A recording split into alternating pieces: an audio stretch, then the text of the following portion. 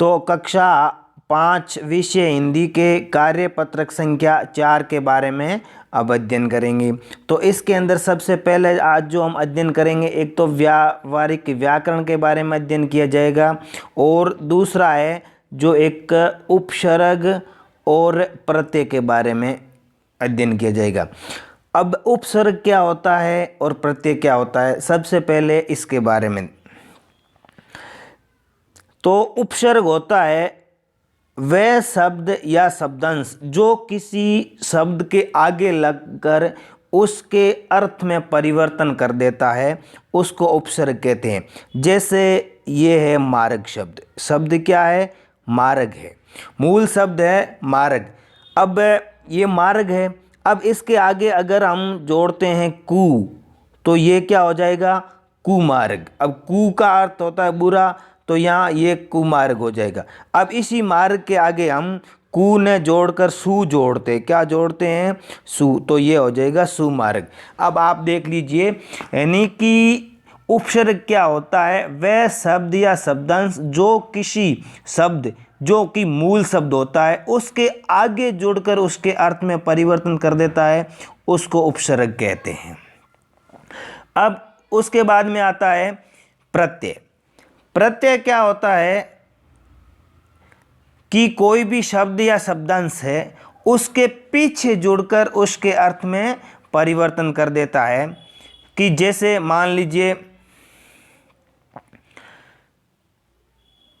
बल है, अब बल के आगे जुड़ता है तो वो तो उपसर्ग होता है, जबकि हम यहाँ क्या पढ़ रहे हैं? प्रत्यय। तो प्रत्यय कहाँ जुड़ेगा? पीछे। तो पीछे जुड़ने के लिए ये ध्यान रखना है, बल के पीछे वान लगाना है, तो क्या हो जाएगा? बलवान, दयावान। इस प्रकार से ये दूसरी इसकी ट्रिक ये ध्यान रखना है कि प्रत्यय है, देखो प्रत्यय और उपसर्ग, उपसर्ग को हमेशा किससे जोड़ देना चाहिए? मूस से। जो मूस होती है वो आगे की तरफ होती है, और ये उपसर्ग है वो किससे जोड़ दिया जाएगा? उपसर्ग है वो मूस से जोड़ दिया जाएगा, और ये प्रत्यय है वो किससे जोड़ दिया जाएगा? प्रत्यय है वो पूंछ से जोड़ दिया जाएगा। पूंछ पीछे होती है, और उपसर्ग है वो किससे जोड़ दिया जाएगा? मूस से, यानी कि मूस। मूस हमारे मुंह पे आगे की तरफ होती है, तो उपसर्ग मूस होता है और प्रत्यय पूंछ होता है। ये एक ध्यान रखने की ट्रिक होती है। वैसे उपसर्ग मूस नहीं होता है, प्रत्यय पूंछ नहीं होता, लेकिन इसको याद रखने का एक ट्रिक है, एक सरल है। यानी कि प्रत्यय है वो क्या है? पूंछ है, और उपसर्ग है वो मूछ है। तो सबसे पहले जो पढ़ रहे हैं कि निम्नलिखित शब्दों में से उपसर्ग को मूल शब्द से अलग करना है। तो हमें यह ध्यान होना चाहिए कि उपसर्ग किसे कहते हैं? कि जो किसी शब्द या शब्दांश के आगे लगता है। अब यहां पर दिया हुआ है कुमार्ग, तो इसके अंदर कु क्या है? वो है उपसर्ग है, और मूल शब्द क्या हो जाएगा? मार्ग हो जाएगा। तो आ गया समझ में? उसके बाद में अगला लिखा हुआ है सुलेख, तो यहां हो जाएगा सुलेख है, तो इसको क्या करेंगे? सु प्लस लेख, तो ये हो जाएगा। इसको इस प्रकार से लिखा जाएगा। उसके बाद में अगला दिया हुआ है दुर्गंध, तो दुर्गंध को कैसे लिखते हैं? दुर्गंध, तो क्या हो जाएगा? दुर के नीचे और गंध,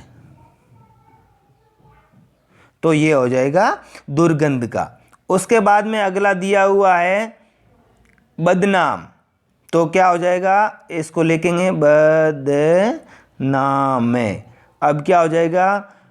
बद है वो उपसर्ग हो जाएगा प्लस नाम, ये हो गया बदनाम। जिसका नाम बुरा हो उसको कहते हैं बदनाम। उसके बाद में आता है कमजोर। कमजोर ये है शब्द, तो इसमें कम क्या है? उपसर्ग है, और जोर है वो मूल शब्द है, तो ये हो गया कमजोर। अब इस प्रकार से यहाँ दूसरा दिया हुआ है कि निम्नलिखित शब्दों में उपसर्ग लगाकर नए शब्द बनाने।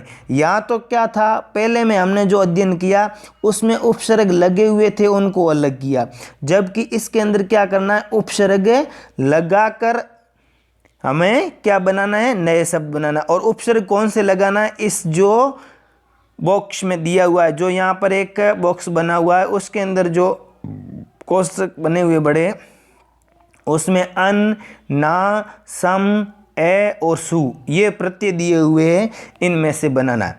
तो हम अभी बनाते हैं। पहला शब्द क्या है, लायक, ला य के। अब इसमें से कौन सा है, वो उपसर्ग इसमें जोड़ेंगे तो बन जाएगा ना, उपसर्ग बने जोड़ेंगे तो क्या बन जाएगा, नालायक। तो पहले के अंदर क्या जोड़ा जाएगा, ना जोड़ के नालायक बना जाएगा। उसके बाद में दूसरा यहाँ दिया हुआ है चाह, शब्द क्या है, चाह। चाह के अंदर क्या जोड़ना पड़ेगा, अन, अनचाह। तो क्या नया शब्द बन जाएगा, अनचाह। उसके बाद में अगला दिया हुआ है वाद। क्या दिया हुआ है, वाद। अब वाद के अंदर क्या जोड़ना पड़ेगा, सम। तो सम, देखो सम इसके आगे ये जोड़ेगा सम, तो इस सम को जोड़ने पर क्या बनेगा, इस ये शब्द बनेगा संवाद। इसके ऊपर यहाँ बिंदी आ जाएगी तो संवाद ये बनेगा। यानी कि जब किसी वर्ण के ऊपर या शब्द के ऊपर अनुस्वार लगता है तो उसका अगर उपसर्ग या संधि की जाती है तो उसके आगे क्या आ जाता है, आधा मैं आ जाता है। यानी कि मैं लिखना ऐसे और मैं के नीचे हलंत। अब जब भी किसी भी वर्ण में नीचे हलंत का चिन्ह आता है तो उसका मतलब होता है कि ये वर्ण है वो क्या है, स्वर रहित है, यानी कि इसके अंदर स्वर नहीं है। जब किसी भी व्यंजन में स्वर होता है साथ में तो उसके हलंत नहीं लगता है, हलंत लगता है इसका मतलब वो वर्ण स्वर रहित है। उसके बाद में अगला है बोध। बोध के अंदर नया शब्द बनाना है हमें, बोध है। अब बोध के अंदर आगे क्या जुड़ जाएगा, सुबोध, यानी कि अच्छा बोध, अच्छा ज्ञान रखने वाला, तो ये बन गया सुबोध। उसके बाद में है अगला शब्द है यश। यश के अंदर क्या जोड़ेंगे, अयश भी हो सकता है और अपयश भी हो सकता है। तो यहाँ पर अप तो दिया हुआ नहीं है, ए दिया हुआ है, तो अयश भी हो सकता है और अपयश भी होता है, अपयश, यानी कि अपयश, अपयश शब्द भी बन सकता है। तो यहाँ पर ए दिया हुआ है तो अपने को तो क्या बनाता है, अयश शब्द बनाना है। अब उसके बाद में यहाँ पर चित्र में दिए गए वान प्रत्यय को जोड़कर नया शब्द बनाना। अब ये ध्यान रखना है कि जो प्रत्यय है वो शब्द के पीछे लगेगा। अब सबसे पहले देखो यहाँ पर एक बनाया हुआ है बल, बल के आगे ये वान प्रत्यय, यानी कि प्रत्येक यहाँ जो शब्द दिए हुए हैं, बल है, धन है, दवा, दया है, भाग्य है और विद्या है, इन सब के पीछे क्या जोड़ना है, वान जोड़ के नया शब्द बनाना है।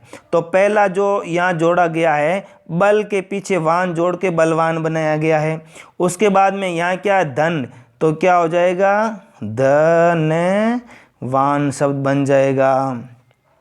उसके बाद में दिया हुआ दे या वान शब्द बन जाएगा।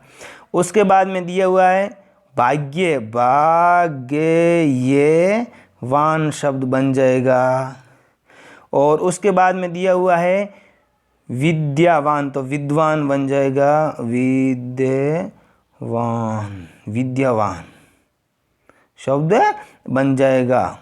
तो इस प्रकार से हम है वो शब्द को बनाएंगे प्रत्यय लगाकर। तो ये है, इसके ऊपर सारे के आ जाएंगे। अगला वीडियो देखने के लिए चैनल को जरूर सब्सक्राइब करें, लाइक और शेयर करें। धन्यवाद।